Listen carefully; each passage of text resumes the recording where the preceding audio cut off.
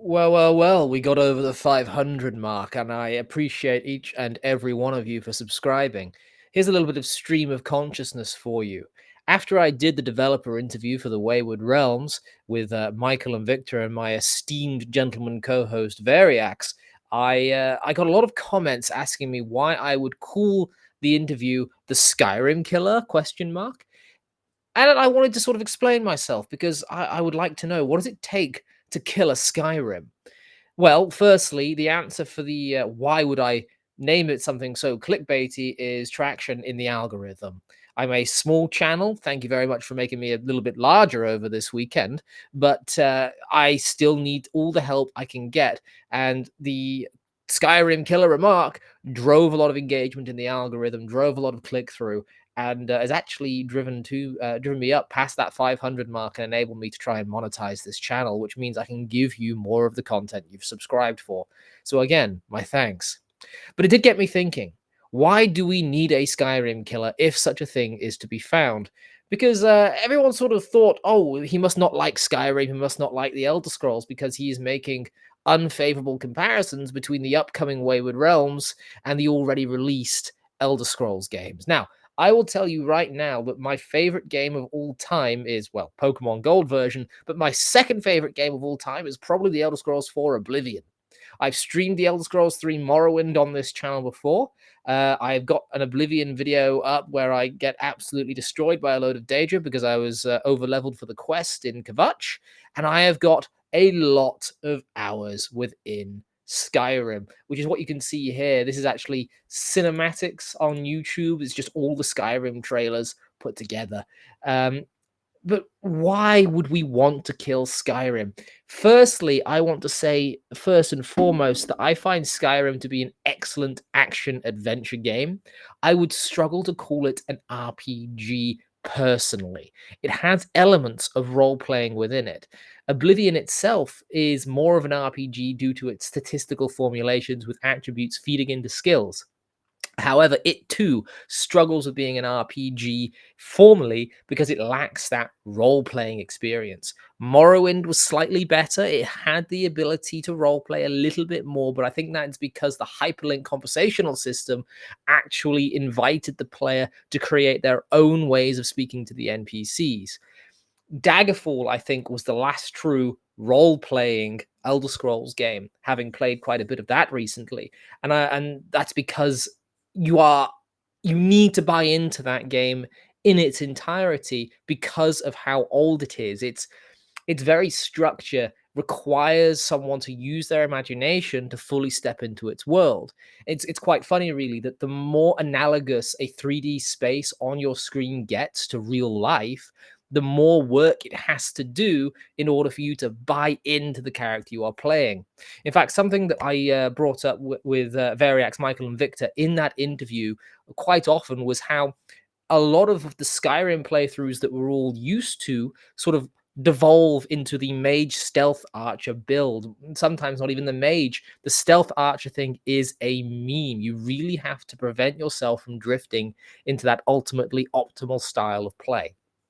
Now, there was a game that came out recently, and there was a funny sort of brain fart moment when I spoke about it because I couldn't remember its name for the life of me. Over on the Nerd Cognito channel on Rumble, and that is Avowed, which I also streamed a little bit of using Game Pass, and have a video up saying Avowed writes for dum dums.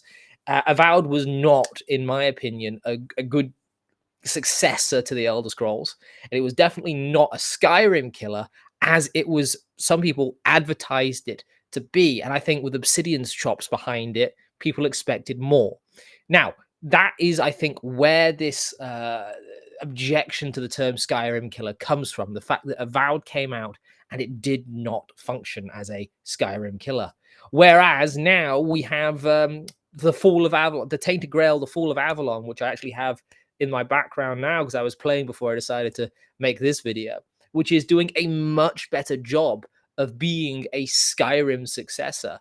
However, People play Skyrim because they want to be free and to live in a virtual world. If you go onto the Nexus and you go past all of the sexy mods, you will get to survival mods, immersion mods, better AI mods, ways of creating a character that is more yours. I think one of the most popular mods is actually another start mod where you are not the Dragonborn. You are simply a person existing in the land of Skyrim. And I think what I mean when I say Skyrim Killer in regards to the Wayward Realms is that it is going to be a more traditional role playing game in terms of choice and consequence, as Michael was very insistent upon. But it's also going to simulate the fantasy world in such a way that you can just exist within it. This is not to say that it is going to kill Skyrim. It is to say that it will be a step away from the formula that Skyrim established all those years ago. Because you have to remember that since Bethesda had landed on Skyrim's award winning formula, they have tried to repeat it again and again and again, and it just hasn't really worked. Each time it's gotten weaker. Fallout 4 was okay, Fallout New Vegas was very bad. Starfield really tried to capitalize on the streamlined perk based Skyrimified system that was there, and it flopped. Now, I liked Starfield. I put 100 hours into it. I like Bethesda's games. I play them a lot. But I have criticisms. Skyrim itself is very minimalistic in what it presents to the player in terms of dialogue, in terms of the consequences for your decisions. And it is very much on rails. If you follow an NPC around Whiterun, you will see they take the exact same route, not deviating from it an inch. And I do believe that while Skyrim is a fantastic game, it is stripped down to its skivvies. It is a bare bones fantasy role playing experience, and I think Skyrim is best serves gamers as a sort of gateway drug into a fantasy role playing experience. I started with Oblivion, well, technically Morrowind, but really Oblivion. And then I went to Skyrim, and you know which game I have more hours in is probably Oblivion. I've got probably 1,000 hours in Skyrim, vanilla or modded, and I have enjoyed it very much so. But what it leaves you hungering for is something mechanically meatier. And I think that the Wayward Realms will give you that mechanically meatier meal. You will have stats, attributes, you will have consequences to actions, you will get locked out of guilds for not having the correct attributes and statistical applications for that guild. No longer will you be the archmage without being able to cast a spell. And Oblivion had this issue as well. And I think one of the reasons that Starfield flopped is because Bethesda so badly wanted to say yes to everything the player had to do. And thus they basically removed choice from it because everything was a yes, nothing was a no. And therefore the binary of choice was gone. It's strange, really, how we construct for ourselves these walled gardens which give us the illusion of freedom. And I think I've rambled enough for now, but I do think that the Wayward Realms, perhaps calling it a Skyrim killer, is very hyperbolic on my part. I will gladly accept that. But what does it mean to kill an Elder Scrolls game? Can you? I don't think you can. Even Elder Scrolls 6, which, by the way, I have very big concerns about the Elder Scrolls 6 based on my time, my 100 hours in Starfield, and how Microsoft's policies around game production may affect Bethesda's usually very, I would say, on the nose writing style. Maybe that's something for another conversation, but I believe that the Wayward Realms, perhaps not being a Skyrim killer, perhaps it will be the harder RPG that Skyrim will lead into. And I think if you're a true fan of fantasy role playing, if you really want to sink your teeth into something that is going to nourish the fantastical and get your geeky hard on for, I would say give the Wayward Realms a shot when it comes out into early access later this year. Go and check out the Kickstarter. Just Google search Once Lost Games in the Wayward Realms. Get yourself in the door and watch this game evolve past Skyrim's limitations. And if you haven't, go and play the Elder Scrolls 2 Daggerfall. Use the Unity mod. It is incredibly easy. It's free. You owe it to yourself to play Daggerfall if you think you like the Elder Scrolls games.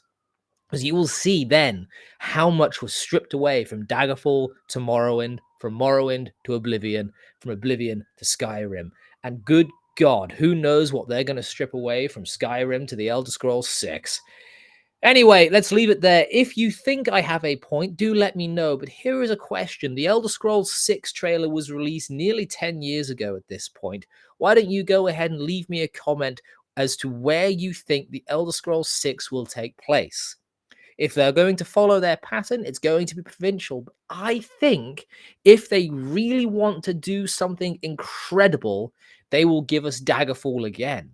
They will give us the Iliac Bay and some ship travels. Otherwise, there is no way they will be able to compete with the depth that Once Lost Games is offering you in the Wayward Realms. Do give me a like, a subscribe, and a comment. And if you enjoyed this video, send it to a single friend because it helps me in the algorithm a lot when people engage and send out links. This channel is growing pretty much by word of mouth. Join the Jack Pack today. Why you guys stuck on Jack Pack, I'll never know. I always thought that the Knights of the Library sounded cooler, but who am I to say?